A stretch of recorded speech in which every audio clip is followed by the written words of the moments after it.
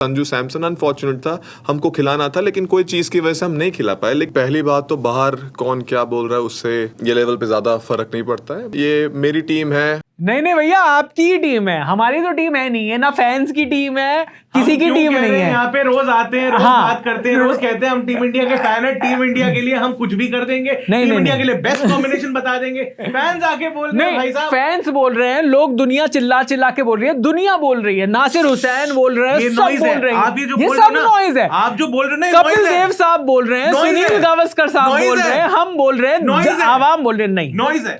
सिर्फ और सिर्फ जो हार्दिक पांड्या बोल रहे हैं वो कह रहे हैं मेरी टीम है, मुझे पता है कि मैं किसको खिलाना चाहता हूं, किसको नहीं खिलाना चाहता। कोच से बात कर लूंगा, अब कोच से बात कर लूंगा। और अगर किसी प्लेयर को दिक्कत हो, मेरे दरवाजे हमेशा खुले हैं, ओपन डोर पॉलिसी। कौन मतलब कॉर्पोरेट का एचआर जाके मैनेजमेंट में बैठ गया? मेरे को नाम बताओ पहले तो इस बंदे को, मतलब एमबीए करके आए, क्या करके आए? मतलब ऐसे क्रिकेटर दीपक हुडा से जब पूछा गया कि आप कौन से नंबर पर बैटिंग करना चाहते हो, तो उस भाई के मुंह से नंबर 3 नहीं निकल पा रहा, क्योंकि उसे पता है उसे विराट भैया नाराज ना हो जाए। वो कह रहा सूर्य भैया भी तो है, वो कह रहा देखो खेलना तो मैं ऊपर ही चाहता हूं, पर मुझे पता है रोहित भाई ने कहा कि नीचे ही स्पॉट है। मतलब आदमी ढंग से ये तक नहीं बता पा रहा कि वो कौन से स्पॉट पर खेलना चाहता है। आप बता रहे हो, हार्दिक पांड्या ने कहा मेरे दरवाजे पूरी तरीके से खुले हैं, अगर किसी के लिए भी कुछ है तो आप वो आकर मुझे बताएं, और ये मेरी टीम है। बाहर वाले लोग जो भी बोल रहे हैं, भाई तू इसी टीम से, इसी तरीके की घटिया टीम सिलेक्शन की पॉलिसी से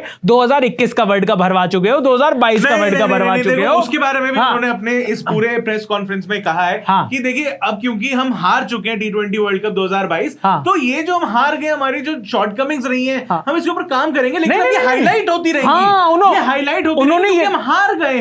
उन्होंने ये कहा देखो रिजल्ट अगर दूसरा होता तो कोई इस बारे में बात नहीं कर रहा होता, क्योंकि हम हार गए इसलिए इतनी बातें हो रही हैं। भाई तुम ना, मतलब जो टीम इंडिया जो है हमारी 2021 में, यही हार्दिक पांड्या, इनको भी ढोया गया था जब ये बॉलिंग नहीं कर रहे थे, उसके बावजूद भी प्रॉब्लम ये है कि मतलब देखो प्रॉब्लम पता क्या है कि आगे जो कैप्टेंसी जो बंदा करने आता है, वो चेहरे बदलते जा रहे हैं, पीछे सोच सेम है, और तो और डायलॉग तक सेम है यार सारे बंदों के। मतलब अगर आपसे, और अगर उनको इतना ही वो है कि नहीं मुझे पता है कि कौन सी टीम किस तरीके से खिलानी है, पूरी वैसे बहुत अच्छी बात है कि हार्दिक पांड्या निकल कर आए, लोगों से बात करी, रिपोर्टरों से। एक तो रिपोर्टर्स की में भी ना रीढ़ की हड्डी बची नहीं है, सब बिल्कुल साफ सीधी बात है। सब लोग इतने पीआर टाइप क्वेश्चन पूछते हैं, पूछो ना कि भाई श्रेयस अय्यर को संजू सैमसन की जगह क्यों खिलाया गया। भाई देखो, एक तो ये है कि जब इनसे पूछा जाता है ना, अगर स्ट्रेट सवाल भी पूछा जाता है, भाई आप टीम बैलेंस कैसे करो, चलो थोड़ा सा मोड़ तोड़ के पूछ लिया, टीम बैलेंस कैसे करोगे, लोग बुरा तो नहीं मान जाते, क्योंकि संजू सैमसन जो है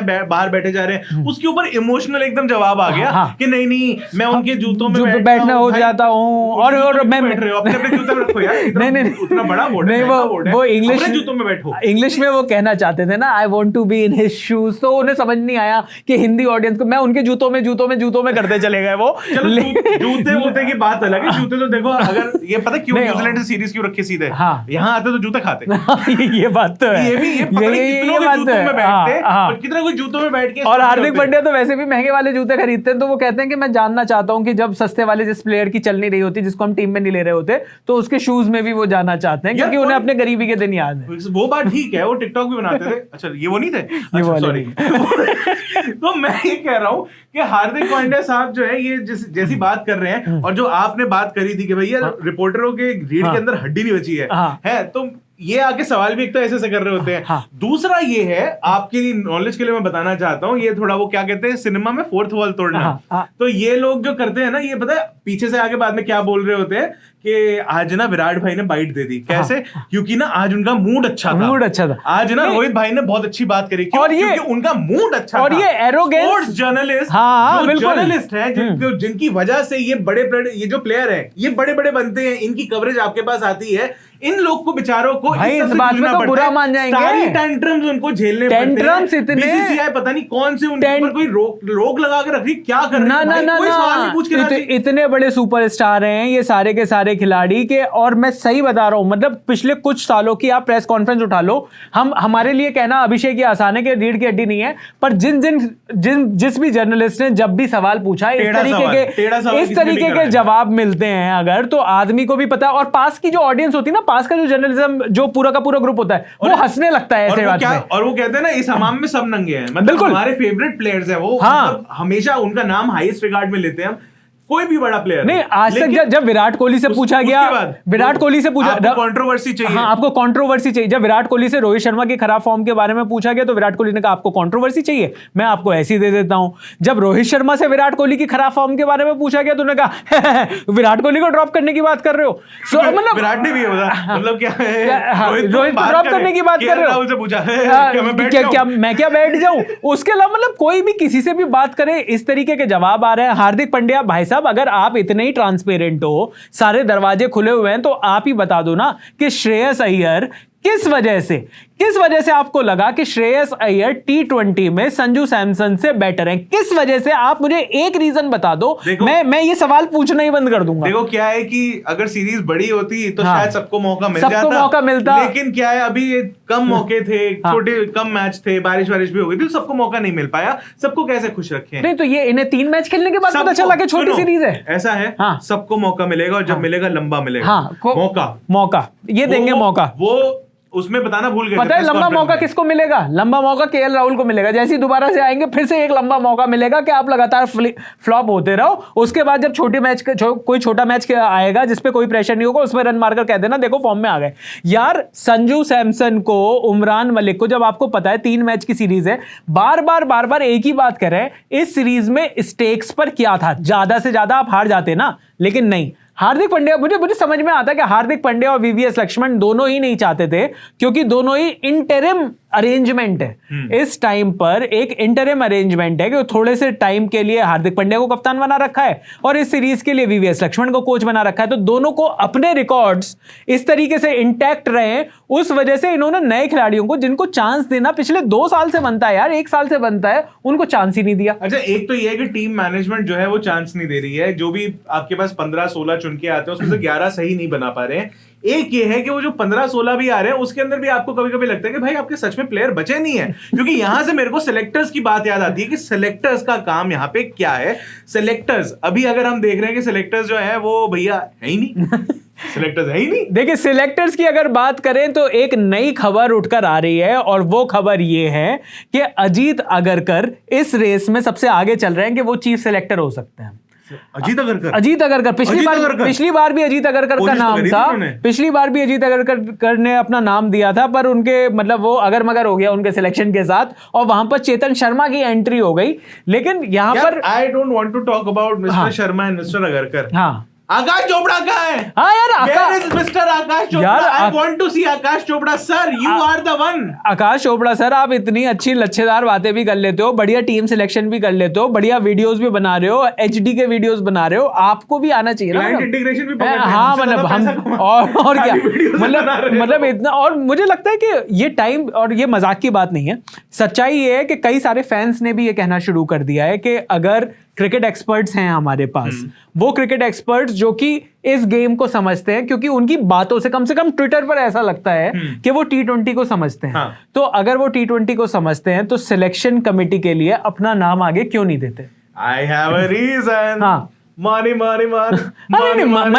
पर यार तो मुझे देखो, सिंपल सी बात है, अगर आप उस ऑफिशियल पोजीशन पे आ जाओगे तो जो आपके कॉर्पोरेट कॉन्ट्रैक्ट्स होते हैं ना, वो खत्म हो आप जाएंगे। इस स्टूडियो में जाएंगे, इस चैनल पे जाएंगे, इतना मोटा पैसा मिलेगा, वो नहीं कर पाओगे। इसके लिए वीडियो करोगे, इसके लिए ऑडियो करोगे, इसके लिए आर्टिकल लिख दोगे, तो एक ही साथ आप काफी सारा पैसा कमा सकते हो। यहाँ पर तो सिर्फ गालियां ही गाने को मतलब देखो, आप कमेंट्री भी नहीं कर सकते, फिर इतनी सारी चीजें होती है करने को, अगर आप ऑफिशियल पोजीशन पकड़ लोगे। बिल्कुल। अब राहुल द्रविड़ साहब अभी कोचिंग कर रहे हैं, अभी जाके एकदम से ऐसे नहीं होगा ना कि यहाँ पे कोचिंग खत्म हुआ, चलो मैं कमेंट्री करना शुरू। और टीम इंडिया की कोचिंग कर रहे हैं तो आप किसी आईपीएल टीम की कोचिंग भी नहीं पकड़ सकते, वहां पर यू हेड भी नहीं, अपनी कैप भी नहीं फेंक सकते जब कुछ गलत हुआ तो। चलो ठीक है, वो तो मोमेंट भी ऐसा था कि वहां मैं भी होता, अगर not as coach but as a spectator also, मैं भी अपनी टोपी फेंक देता भाई। तो मतलब काफी अनफॉर्चुनेट था। पर राहुल द्रविड़ साहब तो राहुल द्रविड़ साहब है। खैर, बहरहाल जो सिलेक्शन कमेटी है वो अभी तक हमें समझ में नहीं आई है। सौरव गांगुली साहब जो है उनको सिलेक्टर बन जाना चाहिए। नहीं, पहले मैं उन्होंने सोच रहा हूं- बीसीसीआई का बेड़ा गर्क किया, अब उन्होंने सिलेक्शन कमेटी में वैसे भी- सिलेक्शन कमेटी क्या बीसीसीआई से अलग है? आप ये कहना चाहते हो? नहीं भाई, मैं तो मतलब देखो, आप ना मेरी बात पूरी सुनते कुछ नहीं हो। मैं ये कह रहा रिपोर्ट्स था- आ रही थी कि सौरव गांगुली तो ऑलरेडी एक सिलेक्टर थे भाई। मैं ये नहीं कह रहा, हाँ। वही तो बात है यार, बात सुननी नहीं होती है। हाँ। ये आपका ना, हाय हार्दिक कैसे हो आप? मैं ये कह रहा हूँ कि सौरव दादा जो है अब क्योंकि ऑफिशियल पोजीशन छोड़ चुके हैं, हाँ। हो सकता है हमें कमेंट्री में सुनने को मिल जाए जल्दी। नहीं, हो सकता है comment- कि स्टूडियो में एक्सपर्ट ओपिनियन देते मिल जाए, बड़े अच्छे लगते हैं, बड़ी अच्छी अच्छी बातें बोलते नहीं हैं। नहीं, सौरव गांगुली साहब बातें तो बहुत अच्छी करते हैं, इसलिए हमें उम्मीद भी थी कि क्रिकेट के साथ भी बहुत कुछ अच्छा करेंगे। पर अभी तक वैसे सबसे बड़ी दिक्कत ये है, सिलेक्टर्स के बारे में बात हो रही है तो सबसे बड़ी जो प्रॉब्लम है वो ये है कि अभी तक हमें समझ में नहीं आया कि ये सिलेक्शन कमेटी ये टीम चुनती है, ये कैप्टन और कोच का कितना से होता है। और जो बीच बीच में खबरें आ रही थी कि एक बीसीसीआई से एक आदमी जो कि सौरव गांगुली जैसी शक्ल का था, वो सिलेक्टर्स के साथ इंटरफेयर कर रहा था टीम को चुने जाने में। मतलब ये क्लैरिटी हमें आज तक नहीं पता चला कि वाकई में विराट कोहली को हटाने के पीछे कौन था। क्या चेतन शर्मा की इतनी Official- इतनी ऑक्स थी, गाड़ी बंद हो गई, अब तो आज ब्लूटूथ लगाते हाँ मतलब हैसियत थी। Okay, okay. हाँ कि मतलब वो ये सिलेक्शन कमेटी क्या इस तरीके का डिसीजन ले सकती थी? देवाशीष मोहंती और सकती थी। चेतन शर्मा के देखो, ये डिसीजन ले सकते हैं। आप नाम पे हाँ, मत जाओ, आप ना स्थान पे जाओ। वो जो हाँ। उनका वो जो है ना कि भाई जो उनका जिस हॉट सीट पर वो बैठे हुए हैं। एग्जैक्टली, हाँ, जिस आप मेरी बातें पूरी करते हैं यार, बड़ा सिंहासन अच्छा लगता है। सिंहासन पर बैठे हुए हैं। हाँ, तो वो खींच लिया सिंहासन, उनसे कहा, निकलो यहाँ से। पॉइंट वो नहीं है कि सिंहासन खींच लिया, हाँ। पॉइंट ये है कि एक्चुअली सिलेक्टर्स के पास ये ऑफिशियल राइट होती है कि वो कभी भी किसी भी वक्त हाँ। कैप्टन को चेंज कर सकते हैं, कैप्टन बना सकते हैं, बिगाड़ सकते हैं, हटा सकते हैं। और जो तुम्हें- भी ऑफिशियल जो है ना, ये दारोमदार जिसके ऊपर होता है, ये एक्चुअली सिलेक्शन कमेटी के ऊपर ही होता है। तो अगर आप ये कहोगे यार, कि विराट को हटाया गया है, देखो- तो इसका ठीकरा जो फूटेगा ये सिलेक्शन कमेटी के ऊपर फूटेगा। देखो, मुझे- अगर आप कहते हो रोहित शर्मा मुझे- गलत कप्तान बने हैं, ये बनना चाहिए, वो बनना चाहिए, या सही भी कप्तान बने, अगर Selection आपको लगता है सिलेक्शन कमेटी ने किया है, तो मुझे ऐसा भी लगता है कि आपको ये लगता है कि प्रेसिडेंट हमारे देश का सबसे बड़ा मतलब सारे डिसीजंस लेने वाला, मतलब सबसे ऊंची पोस्ट है हमारे देश में। मुझे ऐसा तो लगता है कि आपको ये भी लगता होगा। नहीं, पोस्ट वो ऊंची है। देखो, चीफ क्या होता है, कमांडर ऑफ ऑल फोर्सेस, उस तरीके का उनका ओहदा रहता है। पर मुझे नहीं लगता, मुझे तो सीरियसली डाउट है। चल रहे हैं, साइन। अरे साइन चल रहे हैं इनके भैया, मुझे नहीं लगता, मतलब मेरे को तो साहब के साइन के बगैर विराट कोहली साहब बाहर नहीं हुए होंगे। हाँ मतलब साइन As ही हुए captain. होंगे, साइन ही हुए होंगे। वही मैं कह रहा हूँ कि एक होता है साइनिंग अथॉरिटी और एक होता है जिसकी कॉल होती है। I am just saying, you know, वो मुझे मतलब समझ में नहीं आया, और ये चीजें पता होनी चाहिए मतलब आदमी को, इंसान को। और बहुत देशों में इस तरीके से होता है कि ऑफिशियली कोच और कैप्टन का से होता है टीम को चुने जाने में, बिकॉज अल्टीमेटली यहां पर हमें कभी समझ में नहीं आता कि ये जो टीम, जो खराब टीम चुनी गई, इसके पीछे सिलेक्टर्स हैं, इसके पीछे मैनेजमेंट है, इसके पीछे मिसमैनेजमेंट है। क्योंकि कुछ भी कह लो, हाँ। सिलेक्टर्स ने आपको 15 खिलाड़ी चुनकर दिए, हाँ। उसमें से भी अच्छे 11 की टीम चुनना तो मैनेजमेंट के हाथ में था। तो मैनेजमेंट जब वो अच्छे 11 की टीम नहीं चुन पा रही, उनको पता ही नहीं हमारा विकेट कीपर कौन है, फिनिशर कौन है, ना कंपटीशन, उनको पता नहीं हमारा ओपनर कौन है। ना कंपटीशन चल रहा है। सिलेक्टर कहते हैं पहले हमने गंदी टीम दे दी, अब आप कर लो, अब आप कर लो। टीम मैनेजमेंट जिसमें कोच, कैप्टन, मतलब हाँ, सब रहते हैं, सब लोग हैं। वो लोग कहते हैं, वो कह रहे हैं मैं आपसे बेटर काम करके दिखाऊंगा, आपसे गंदा करके दिखा सकता हूं मैं। 15 में से 11 नहीं चुन मैं पाऊंगा। वही मैं कह रहा हूं। तो अगर केएल राहुल को सिलेक्टर्स ने चुना है, हाँ। तो टीम मैनेजमेंट तो डिसाइड कर सकती है ना कि केएल राहुल को 11 में नहीं 12 में खिलाते हैं, क्योंकि वो थ्रो बहुत दूर से बढ़िया मारते हैं, जिससे क्या कहते हैं बांग्लादेश की टीम मैच हार जाती है। देखिए, तो मैं आपको बताता हूँ रीजन क्या है। ऋषभ पंत जो है वो वाइस कैप्टन है, अबे और यार। इस बार जो सीरीज हो रही है उसमें शिखर धवन कैप्टन है। मतलब तो अब अगेन ये वाले जो कॉल्स हैं, हाँ। ये सिलेक्टर्स ने लिए हैं, ऑफिशियली सिलेक्टर्स के होते हैं। नहीं ऑफिशियल भाई यार। एक तो ये आदमी वही बातें बताता है जो दुनिया को पता होता है। दुनिया हमारा वीडियो इसलिए देख रही है ताकि हम या तो मजे ले सके, हाँ। या मजे दे सके। हाँ। क्या दे रहे हो तुम और क्या ले रहे हो तुम? देखिए, लेना देना आना जाना चलता रहता है, चलता रहता है, लेकिन यही point जीवन ये है। कि एक हमारे जो कप्तान साहब है, हाँ। आप बात कर रहे हो ना कि भाई आप क्या दे रहे हो, हाँ। हम दे रहे हैं आपको एक खास इंफॉर्मेशन, बहुत बढ़िया है ना। हाँ। जो अगर आपने पूरी प्रेस कॉन्फ्रेंस सुनी है, हाँ। सिलेक्टर्स ठीक है, हम अपनी बात करते रहते हैं, हाँ। लेकिन ये जो हार्दिक पांड्या कप्तान साहब बने हैं, हार्दिक पांड्या आपको कप्तान क्या साहब लग- बन गए। आप अगर पूरी प्रेस कॉन्फ्रेंस सुनते हैं, आपको क्या लग रहा था कि वो टेम्पररी कैप्टन है या वो परमानेंट हो गए? नहीं बिल्कुल सही बात कह रहे हो। T20 कैप्टन इंडिया पक्के। हार्दिक पांड्या T20 के अगले कप्तान होंगे, ऐसा ये आदमी कह रहा है। ऐसा मैं नहीं कह रहा हूं, ऐसा मुझे वो वीडियो देख के प्रतीत हुआ। नहीं, बिल्कुल ऐसा लग रहा था कि भाई हार्दिक पांड्या की वो था ना कि जिस तरीके से वो इतनी बड़ी बड़ी बातें बोलते थे। हार्दिक तो बीच में ये भी भूल गए थे कि वो इंटरिम कैप्टन है, वो लगातार इसे मेरे दरवाजे खुले हुए, अबे तू धोनी है तेरे दरवाजे खुले हुए हैं, प्लेयर मेरे से आके बात करते थे। भाई ऐसी बातें तो उन्होंने गुजरात के टाइम पे नहीं बोली कि जहां वो परमानेंट कैप्टन है। और ये वाली बात धोनी बोल चुके हैं, ये वाली बात धोनी बोल चुके हैं, विराट बोल चुके हैं, रोहित बोल चुके हैं, तो उन्होंने भी खुले हैं। तो मतलब जाके लोग वीडियो नहीं बना लेंगे आपके कमरे की, क्यों बुरा मानते हो? इसीलिए तो क्यों बंदे को वो ऑस्ट्रेलिया में नौकरी से निकलवा दिया? आपके दरवाजे तो खुले थे। पर वो कप्तान नहीं देना उस टाइम पर, इसलिए गलत तो हुआ। देखो वो तो गलती थी कि तो क्या पता वो भूल गया मैं कप्तान नहीं हूं। वैसे पर इनके देख के रोहित शर्मा ज्यादा कप्तान विराट कोहली लग रहे थे। पर मुझे ये बताइए कि जिस तरीके से हार्दिक पांड्या का नाम भी कप्तानी के तौर पर उछल रहा है और जिस तरीके से हार्दिक पांड्या के इस टाइम पर हाव भाव भी हो गए, मुझे तो लग रहा है भाई ऐसा लग रहा है, मेरे को लग रहा है उनको कान में जाके बता दिया बेटे कैप्टन तो तू ही है। पर किसने बताया होगा? सिलेक्टर्स तो है नहीं, ऑफिशियली सिलेक्टर्स ही बता सकते हैं। ऑफिशियली तो सिलेक्टर्स ही बता सकते हैं, सिलेक्टर है नहीं इस टाइम पर। रॉजर बिन्नी ने बता दिया, पर रॉजर बिन्नी सिलेक्शन का पार्ट नहीं हो सकते क्योंकि वो तो बीसीसीआई के हेड है। आप समझ रहे हो उसको? स्टुअर्ट बिन्नी के अच्छा मूविंग ऑन यार स्टुअर्ट लिटिल है और रॉजर बिन्नी है। नहीं स्टुअर्ट बिन्नी जो है वो बांग्लादेश को के खिलाफ बहुत तगड़े विकेट लेकर गया, वही मतलब उनको याद आ गया। वो पता नहीं कैसे एकदम से स्टुअर्ट बिन्नी और मयंती लैंगर को आप अपने दिमाग से निकाले।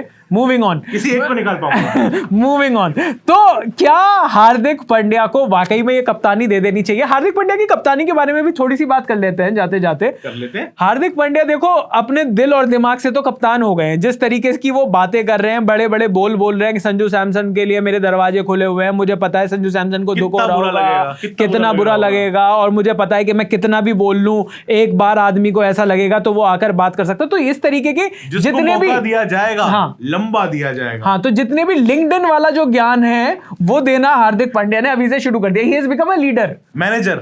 हाँ, मतलब उन्होंने अपनी बायो में लिंक्डइन पे लिख दिया है लीडरशिप की, उन्होंने एक कोई सर्टिफिकेट ले लिया है उसमें। यार वैसे तो टीम इंडिया कप्तान बने, इससे बड़ा क्या लीडर बनेगा? हाँ, ये बात तो है, लीडर बनेगा रे। तो हार्दिक पांड्या कप्तानी तो ठीक कर रहे हैं, पर उसके अलावा एक आध चीज अच्छी भी है। हार्दिक पांड्या के एरोगेंस हो सकती है, हाँ। आप उसको एटीट्यूड कह सकते हो, आप कुछ भी कह सकते हो, लेकिन हार्दिक पांड्या ने कम से कम एक ऐसी बात बोली और एक ऐसा काम किया जो वाकई में पिछले कुछ सालों से किसी भी T20 कप्तान ने नहीं किया, और वो था 6th और 7th बॉलिंग ऑप्शन को ढूंढना। उन्होंने ये बात साफ कर दी कि मैंने बॉलिंग इसलिए नहीं करी क्योंकि अगर मैं बॉलिंग करता तो शायद दीपक हुडा को उतने ओवर नहीं मिलते, और मैं दीपक हुडा की बॉलिंग देखना चाहता था। दीपक हुडा ने बॉलिंग करी और अच्छी बॉलिंग करी, और जो उनकी नेक भी स्टिफ थी, ये उन्होंने बोला नहीं। ये सच्चाई है। अब आप कह रहे हो कि मेरे को अलग से बताना है, जो दे सको तुम ऑडियंस को, तो तुमने इंफॉर्मेशन दे दी। एक्चुअली क्या था कि उनकी नेक भी स्टिफ हो रही थी, तो हो सकता है, हाँ, मैं ये नहीं कह रहा कि यही रीजन था, पर उन्होंने प्रेस कॉन्फ्रेंस में ये नहीं माना। उन्होंने प्रेस कॉन्फ्रेंस में इसको भी देखो, ये भी एक अलग कप्तान की निशानी है, लीडरशिप। ये लीडरशिप की निशानी है। मतलब धोनी ने आज तक थोड़ी माना है कि जोगिंदर शर्मा को आखिरी ओवर देना उल्टा भी पड़ सकता था, ये उन्होंने माना ही नहीं कभी। तो ये एक नई लीडर की वो होती है, ट्रिक होता है ये कि जिस तरीके जो चीजें अगर ठीक चल जाएं तो उसको अपने हिसाब से बताना। तो उन्होंने कहा, पर उनकी ये बात में बिल्कुल मजा है कि 6th और 7th बॉलिंग ऑप्शन होना चाहिए, क्योंकि जो शुरुआती प्लेयर्स हैं हमारे, सारे के सारे जितने भी बैट्समैन हैं, वो भाई बॉल को हाथ नहीं लगाते, वो यूं करके भी बॉल नहीं फेंक सकते। लेकिन एक्चुअली इस प्रेस कॉन्फ्रेंस में हार्दिक पांड्या ने ये बोला है कि batsman have to chip in with the bowling. पर उनका एक रीजन बड़ा गंदा सा लगा। क्या? उन्होंने ये कहा कि मतलब एक अच्छी T20 टीम होती है, मेरे ख्याल से वो इसलिए भी नहीं बोल पाए। यार हार्दिक पांड्या का फोन आ गया भाई। हाँ जी हार्दिक भाई, थोड़ी सी कम बुराई करूंगा, कोई दिक्कत नहीं है। अरे नहीं। हाँ, भाभी कैसी हैं? मैं क्या बात कह रहा था, मैं ये बात कह रहा था कि एक बात जो ढंग की नहीं लगी वो ये लगी कि हार्दिक पांड्या ने ये बात बोली कि हम 6 बैट्समैन के साथ ही देखना चाहते हैं। मुझे लगता है एक अच्छी T20 टीम वो होती है जहां पर आपका 7, 8, 9 बॉलिंग और बैटिंग दोनों कर सके। कम से कम अगर वो फुल फ्लेज ऑलराउंडर ना हो तो कम से कम इस तरीके का हो कि बॉलर हो, लेकिन जब वो आए तो थोड़ा सा कॉन्फिडेंस ये हो कि यार ये सारे नंबर 11 बैट्समैन नहीं आ गए। यहां पर उन्होंने अपनी प्रेस कॉन्फ्रेंस में साफ किया कि नहीं, हम कोशिश कर रहे थे कि 6 तक ही बैटिंग रखें, सो दैट जो ऊपर के बैट्समैन है वो अपना ज्यादा उस चीज को मतलब रिस्पॉन्सिबिलिटी फील करें उस चीज की। पर किस तरीके से रिस्पॉन्सिबिलिटी फील करी कल वाले मैच में, वो हमने देखा 4 विकेट जल्दी गिर गए थे। अगर बारिश क्या कहीं पे भी जा सकता था कल वाला यार मैच? देखो अब इसके रीजन निकालने लगेंगे, फिर वही बात है कि ऋषभ पंत के ऊपर लोग कह रहे हैं कि भाई ऊपर आके भी तुम यही कर रहे हो, तुम बिल्कुल। नीचे रह के भी तुम यही कर रहे हो, तो तुम्हें कहाँ भेजे ये बता दो बस। नहीं। क्योंकि ले दे के इतनी मुश्किल से कार्तिक साहब जो है वो टीम से बहुत बहुत लोगों ने चैन की सांस ली होगी, जैसे ईशान किशन, हाँ। जैसे संजू सैमसन, वो तो अभी नहीं ले पा रहे। हाँ। ऋषभ पंत ने तो ली ली है। संजू सैमसन को सांस ही नहीं आ रही भाई। संजू सैमसन तो ऐसे हो गए संजू- कि मेरे सं- ऊपर तो कितने लोग अपना फन बना के बैठे हैं। और मुझे तो डर ही है संजू सैमसन को फिर से ये लोग वनडे खिलाकर, और अगर उसमें भगवान ना करे अगर अच्छी परफॉर्मेंस नहीं रही तो वो ये भी ना कहना शुरू कर देंगे टी20 के भी लायक नहीं है। देखा, इसको हाँ, कह रहे थे तुम, इस वजह से इसके कह रहे लिए तुम थे। लॉबी कर रहे थे। तो चलिए, मतलब जिस तरीके की ये हार्दिक पांड्या की प्रेस कॉन्फ्रेंस रही, आपका क्या कहना है? क्या हार्दिक पांड्या एक अच्छे कप्तान है? क्या आपको भी लगता है कि हार्दिक पांड्या की आवाज में थोड़ा सा एटीट्यूड, एरोगेंस ज्यादा है, जो कि भारतीय क्रिकेटर्स को थोड़ा सा कम रखना चाहिए? हम कोई भी वर्ल्ड कप जीते नहीं है 2011 के बाद, कोई हम 50 ओवर, सारे कैप्टन के अंदर आ तो जाता है, आ तो जाता है। तो 2011 के बाद हम कोई 50 ओवर का वर्ल्ड कप नहीं जीते हैं, 2007 के बाद हम कोई 2020 वर्ल्ड कप नहीं जीते हैं। तो क्या आपको क्या लगता है कि कौन, किस तरीके से ये टीम होनी चाहिए टी20 में एक अच्छा बनने के लिए, और टीम इंडिया को क्या करना चाहिए, और कौन सा एक प्लेयर है जिसको टीम से बाहर का रास्ता दिखा देना चाहिए, और कौन कौन से प्लेयर हैं जिनको वाकई में टीम इंडिया को ट्राई करना चाहिए, सो दैट 2024 का जो वर्ल्ड कप हो, जो कि यूएसए और वेस्ट इंडीज की पिचों पर खेला जाना है, वहां पर टीम इंडिया बढ़िया परफॉर्म करे और फाइनली 2007 के बाद एक और टी20 वर्ल्ड कप जीत के लाए। मेरा नाम है चैन रस्तोगी, मैं हूं अभिषेक मनचंदा, और आप देख रहे हैं अनकट।